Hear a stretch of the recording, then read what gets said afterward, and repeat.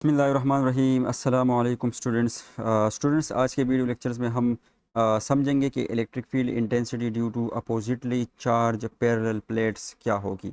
ये gauze law का दूसरा एप्लीकेशन है। इससे पहले हमने एक एप्लीकेशन गाज़ लॉ का पढ़ा था कि इनफाइनाइट शीट ऑफ चार्ज की वजह से इलेक्ट्रिक फील्ड इंटेंसिटी क्या होगी किसी भी पॉइंट पे। अब स्टूडेंट्स, दूसरा एप्लीकेशन जो गाज़ लॉ का है जो हम पढ़ेंगे, ठीक है, वो हमारे पास है कि अगर दो पैरेलल प्लेट्स हो, हमारे पास यहाँ पर डायग्राम में आप देख सकते हो, ये दो पैरेलल प्लेट्स है, एक पॉजिटिव प्लेट है और एक क्या है, नेगेटिव प्लेट है। तो इन दो पैरेलल प्लेट्स की वजह से जो है क्या होगा, एक यूनिफॉर्म इलेक्ट्रिकल फील्ड होगा। और आपको पता है कि ये फील्ड लाइंस जो होगी वो पॉजिटिव से जाएगी टूवर्ड नेगेटिव, ठीक है, यहाँ पर आप इसको देख सकते हो। और इस तरीके से आपके पास एक यूनिफॉर्म फील्ड जो है वो हमारे पास बनेगा, ठीक है।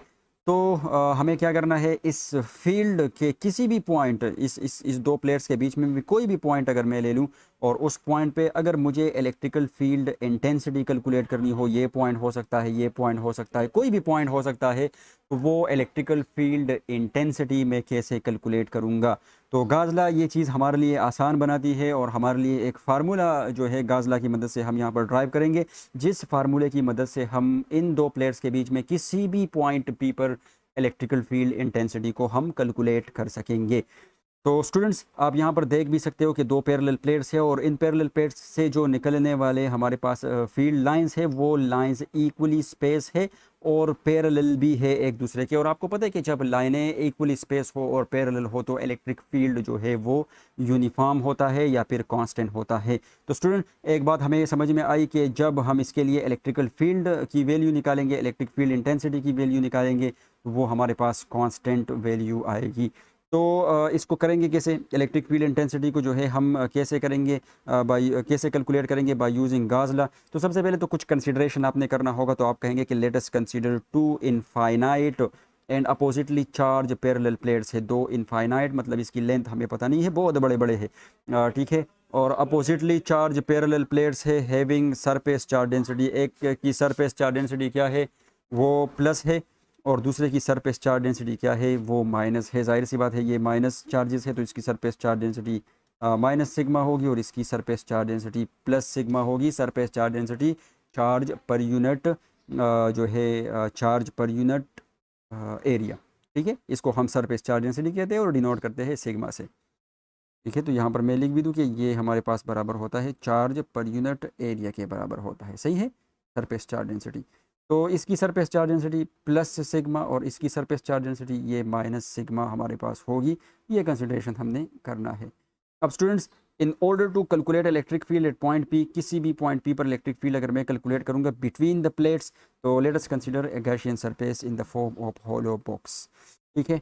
अब स्टूडेंट्स, जैसा कि लेट सपोज ये मेरे पास पॉइंट पी है, ये पॉइंट पी है, ठीक है, और ये पॉइंट पी यहाँ पर है, लाई कर रहा है। इस पॉइंट पी पर मैंने इलेक्ट्रिकल फील्ड इंटेंसिटी को कैलकुलेट करना है गाज़ लॉ को यूज़ करते हुए। तो स्टूडेंट्स, आपको पता है कि गाज़ लॉ जो है वो क्लोज सरफेसिस के लिए हम यूज़ करते हैं। यहाँ पर कोई भी सरफेस नहीं है, ठीक है। तो जब कोई भी सरफेस नहीं है तो हम गाज़ लॉ जो है इसको यूज़ नहीं कर सकते हैं। तो इस मसले को हल करने के लिए हम एक इमेजिनरी सरफेस को कंसीडर करेंगे। दिस इज़ इमेजिनरी सरफेस, ये बिल्कुल इमेजिनरी है और रियल में नहीं होगा, ये इमेजिनरी सरफेस है और ये सरफेस क्लोज सरफेस होना चाहिए। तो इसलिए हमने एक इमेजिनरी क्लोज सरफेस कंसीडर किया होलो बॉक्स के फॉर्म में, ठीक है। किसके फॉर्म में, होलो बॉक्स या होलो क्यूब के फॉर्म में। ये क्यूब के फॉर्म में होगा, क्लोज सरफेस होगा, ओपन सरफेस ये नहीं होगा, ठीक है। तो हम इसको कंसीडर करेंगे। तो जब इसको हमने कंसीडर किया है तो अब क्लोज सरफेस आ चुका है स्टूडेंट, और यहाँ पर जो है हम अब गाज़ लॉ को अप्लाई कर सकते हैं। गाज़ लॉ अभी एप्लीकेबल है, इससे पहले ये एप्लीकेबल नहीं था। और इस क्लोज सरफेस से पे अगर मैं गाज़ लॉ को अप्लाई करूँगा तो अकॉर्डिंग टू गाज़ लॉ जो इलेक्ट्रिक फ्लक्स हमारे पास होगी इस क्लोज सरफेस से, इस क्यूब से जो हमने कंसीडर किया है, इससे पास होने वाला जो फ्लक्स होगा वो बराबर होगा 1 और epsilon not time of charge के, सही है। और हमें यहाँ पर पता है कि चार्ज डेंसिटी जो है हमारे पास वो बराबर होती है चार्ज पर यूनिट एरिया के। ठीक है। तो इससे मैं चार्ज की वैल्यू को निकाल सकता हूँ जो कि ये आएगी। इसको उठा के आप यहाँ पर इक्वेशन 1 में पुट कर दे तो मेरे पास जो है इक्वेशन 1 ये बन जाएगा। सो इको बाय यूजिंग गाज लॉ, हमने गाज लॉ को यूज़ किया और इस बॉक्स से इस गाशियन सरफेस से जो हमने कंसीडर किया था, इस गाशियन सरफेस से पास होने वाले फ्लक्स को हमने कैलकुलेट कर दिया है और जो हमारे पास इसके बराबर है, दिस इज़ इक्वेशन ए, जिसको हमने इक्वेशन ए का नाम दिया है। अब स्टूडेंट्स यही बॉक्स है और इसी बॉक्स को इसी बॉक्स के फ्लक्स को हम कैलकुलेट करेंगे अब डायरेक्ट फार्मूला से। ठीक है, जो हमारे पास फ्लक्स का फार्मूला है, flux is equal to E A cos theta, इसी फार्मूले को यूज़ करके हम इससे फ्लक्स को कैलकुलेट करेंगे। सही है, और देखेंगे कि इस फार्मूले को यूज़ करके इस बॉक्स से या इस क्यूब से फ्लक्स कितना आ रहा है। ठीक है, तो फ्लक्स थ्रू अ बॉक्स, मतलब क्यूब बॉक्स है 6 स्पेसिस, जो आपके पास ये बॉक्स जो होगा ये क्यूब के फॉर्म में होगा और इसके 6 स्पेसिस होंगे। आपकी किताब में हो सकता है कि इसको एक रेक्टेंगुलर फॉर्म में लिया गया हो, तो हम रेक्टेंगुलर फॉर्म में यहाँ पर कंसीडर कर सकते हैं क्योंकि इसके और पेसिस से इलेक्ट्रिक फ्लक्स ज़ीरो हो जाता है। बहरहाल आपने क्यूबिक फॉर्म लेना है, आपने 3D फॉर्म लेना है क्योंकि गाज लॉ एप्लीकेबल है क्लोज सरफेस के लिए, क्लोज सरफेस 3D को कहा जाता है। ठीक है, तो 6 पेसिस है इस क्यूब के, जो क्यूब हमने वहाँ पर कंसीडर किया था, ऊपर डायग्राम में आपने देखा था। और अब हम क्या करेंगे, इस क्यूब से पास होने वाले फ्लक्स को कैलकुलेट करेंगे इस फार्मूले की मदद से। तो 6 पेसिस है, तो ये फार्मूला एप्लीकेबल है एक पेस के लिए, सिर्फ प्लेट एरिया के लिए। तो हम एक एक पेस लेंगे और उस एक एक पेस से जो है इलेक्ट्रिकल फ्लक्स मालूम करेंगे, फिर तमाम पेसिस से पास होने वाले इलेक्ट्रिकल फ्लक्स को हम क्या कर देंगे, जमा कर देंगे। अब स्टूडेंट यहाँ पर ज़रा इस डायग्राम में आप देखें, ये क्यूब जो बना हुआ है इसका जो S1 पेस है, लेट सपोज ये इस साइड वाला पेस ये S1 है। ठीक है, तो S1 पेस का जो डायरेक्शन है वो जो है S1 पेस का डायरेक्शन जो है आप देख सकते हो कि ये इसके बाहर की तरफ इस जानिब है। ठीक है, और इधर ऊपर जो है एक पॉजिटिव प्लेट है। ठीक है, और सॉरी यहाँ पर एक पॉजिटिव प्लेट है, इसका ये एक एंड जो है वो पॉजिटिव प्लेट के अंदर है और दूसरा जो है हमारे पास नीचे यहाँ पर नेगेटिव प्लेट है और इलेक्ट्रिक फ्लक्स जो आ रही है वो ऊपर से नीचे की जानिब आ रही है। मैं डायग्राम में आपको दिखाता चलूँ। आप यहाँ पर डायग्राम में देख सकते हो, ये वो क्यूबिक जो है नीचे जो मैंने ड्रॉ किया है वो है, ऊपर सरफेस इसका इस मेटल प्लेट के अंदर है और जो इलेक्ट्रिक फ्लक्स है उसकी डायरेक्शन डाउनवर्ड है। चले ज़रा यहाँ से देखते हैं अभी। तो अब यहाँ पर इस S1 की डायरेक्शन जो है वो इस तरफ है और इससे पास होने वाला इलेक्ट्रिक फील्ड लाइंस जो है वो डाउनवर्ड है। तो आप देख सकते हो कि इन दोनों के बीच में एंगल कितना है, 90 है। इस लिहाज से ये वाला जो हमारे पास पेस है, ये इस साइड वाला जो पेस होगा, ठीक है, जिसको हमने S3 कहा है, तो इस पेस का डायरेक्शन हमारे पास ये होगा, वेक्टर एरिया का डायरेक्शन ये होगा n। ठीक है, और इलेक्ट्रिक फील्ड लाइंस जो इससे पास होगी तो वो डाउनवर्ड होगी, इसका डायरेक्शन ये होगा। ठीक है, तो देखो दोनों के बीच में फिर से 90 का एंगल है। सही है, इस लिहाज से ये सामने वाला पेस जो है, ये सामने वाला बिल्कुल बाहर की तरफ पेस जो है, तो इस बाहर की तरफ पेस का जो डायरेक्शन होगा वो भी सामने ही होगा, इलेक्ट्रिकल फील्ड का डायरेक्शन। ठीक है, और जो इलेक्ट्रिक फील्ड लाइंस है वो डाउनवर्ड है, तो आप देख सकते हो कि इनके बीच में भी 90 का एंगल है। ठीक है, जो आपके पास साइड होगा, ठीक है, बैकवर्ड साइड होगा, तो उसका डायरेक्शन जो है वो बैकवर्ड की जानिब होगा, अंदर की जानिब होगा, और इलेक्ट्रिक फील्ड की डायरेक्शन डाउनवर्ड होगा। तो इनके बीच में भी जो होगा एंगल 90 होगा। कहने का मतलब है कि इस क्यूब के जितने भी पेसेस है, ठीक है, ऊपर और नीचे पेस को छोड़कर, ठीक है, इन तमाम पेसेस के, ये साइडों पे जितने भी साइड के पेसेस है ऊपर नीचे पेस के अलावा, इन तमाम पेसेस के डायरेक्शन और इलेक्ट्रिक फील्ड इंटेंसिटी के बीच में 90 का एंगल होगा। तो मैं कह सकता हूँ कि flux through S1, S2, S3 and S4, इसको हमने S1, S2, S3 and S4 का नाम दिया है। तो इन फ्लक्स से जो इन फ्लक्स में जो इलेक्ट्रिकल फील्ड इंटेंसिटी और एरिया, वेक्टर एरिया के बीच में एंगल होगा वो 90 होगा, और हमें पता है कि फ्लक्स बराबर है ई ए कॉस थीटा के। तो हम जब यहाँ पर 90 पुट करेंगे तो ज़ीरो हो जाएगा। तो इसका मतलब है कि पहले सरफेस से पास होने वाला फ्लक्स भी ज़ीरो, दूसरे से भी, तीसरे से भी और चौथे से भी, वो तमाम पेसेस जो अप एंड डाउन के अलावा है उन तमाम से पास होने वाला फ्लक्स ज़ीरो होगा। क्यों? क्योंकि एंगल 90 है। ठीक है, अब बकाया हमारे पास बचे अपर साइड बचा और फिर हमारे पास एक लोअर साइड बचा। तो अपर साइड जो है वो तो इनसाइड प्लेट है, वो डायग्राम में मैंने आपको बताया। ठीक है, कि वो डायग्राम के इनसाइड है, ऊपर जो है मैं फिर से बताता चलूँ आपको, यहाँ पर देखिए ये जो अपर साइड है, ये अपर साइड इस प्लेट के इन साइड है, ठीक है। और आपको पता है कि इन साइड किसी भी मेटल के इन साइड जो है इलेक्ट्रिकल फील्ड जो है वो ज़ीरो होता है, ठीक है। तो इलेक्ट्रिकल फील्ड ज़ीरो होगा, तो इलेक्ट्रिकल फील्ड अगर ज़ीरो होगा तो अगर आप ये फार्मूला अप्लाई करेंगे S5, तो E और ए कास थीटा के बराबर होता है। तो जब ई आपके पास ज़ीरो है तो ये पूरा का पूरा टर्म क्या हो जाएगा, ज़ीरो हो जाएगा, सही है। तो ऊपर सरफेस से पास होने वाला फ्लक्स भी ज़ीरो है। अब सिर्फ और सिर्फ हमारे पास स्टूडेंट नीचे वाला सरफेस जो लोअर एंड था वो रह चुका है। तो आपने देखा कि ये क्यूब जो हमारे पास बना था, ठीक है, इस क्यूब का जो लोअर एंड था, ठीक है, मैं यहाँ पर बताता चलूँ, तो इलेक्ट्रिकल फील्ड जो है वो ऊपर से नीचे की जानिब, पॉजिटिव से जो है नेगेटिव की जानिब, और इस लोअर एंड का जो डायरेक्शन होगा वो भी नीचे होगा, ठीक है। वेक्टर एरिया का डायरेक्शन नीचे होगा। तो आप देख सकते हो कि दोनों के बीच में एंगल कितना है, ज़ीरो एंगल है। तो जो 6 वाला पेस होगा इससे पास होने वाला फ्लक्स, या जो लोअर एंड होगा इससे पास होने वाला फ्लक्स जो है वो ई ए कास थीटा के बराबर है। तो जब कास ज़ीरो हम पुट करेंगे तो कास ज़ीरो 1 के बराबर होता है, और 6वें फ्लक्स से या नीचे बॉटम वाले पेज से पास होने वाला फ्लक्स जो है ई ए के बराबर होगा।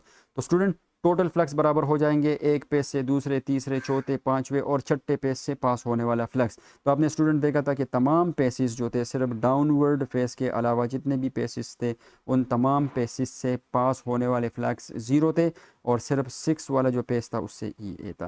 तो स्टूडेंट्स हमने इसी क्यूब को लिया और इसी क्यूब को एक दफ़ा इस पर गाज ला अप्लाई किया, और इसके लिए जो है हमने फ्लक्स को निकाला था, और वो फ्लक्स जो आया था गाज लास को यूज़ करते हुए वो हमारे पास किसके बराबर आया था, 1 डिवाइडेड बाय एप्सिलॉन नॉट, ठीक है, 1 डिवाइडेड बाय एप्सिलॉन नॉट।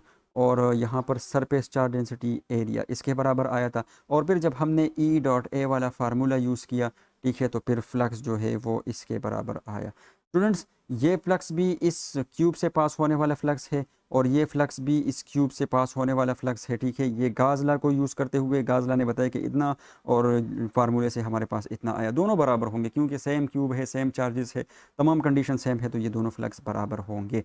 और इसको हमने ऊपर इक्वेशन ए का नाम दिया था। तो स्टूडेंट इक्वेशन ए को और इक्वेशन बी को अगर आप कंबाइन करेंगे तो इसका ये वाला साइड जो है वो बराबर हो जाएगा इसके साइड के। तो यहाँ पर आप देख सकते हो कि ए जो है वो कैंसिल हो जाएगा, और इलेक्ट्रिकल फील्ड इंटेंसिटी जो है आप इसको इससे आप कैलकुलेट करेंगे तो आपके पास जो इलेक्ट्रिकल फील्ड इंटेंसिटी है वो बराबर आई किसके, ई इज इक्वल टू जो सरफेस चार्ज डेंसिटी है और डिवाइडेड बाय एप्सिलॉन नॉट है। स्टूडेंट्स मैं आपको पहले बता चुका था कि देखिए ये जो हमारे पास एक पॉजिटिव प्लेट है और एक जो हमारे पास नेगेटिव प्लेट है, ठीक है।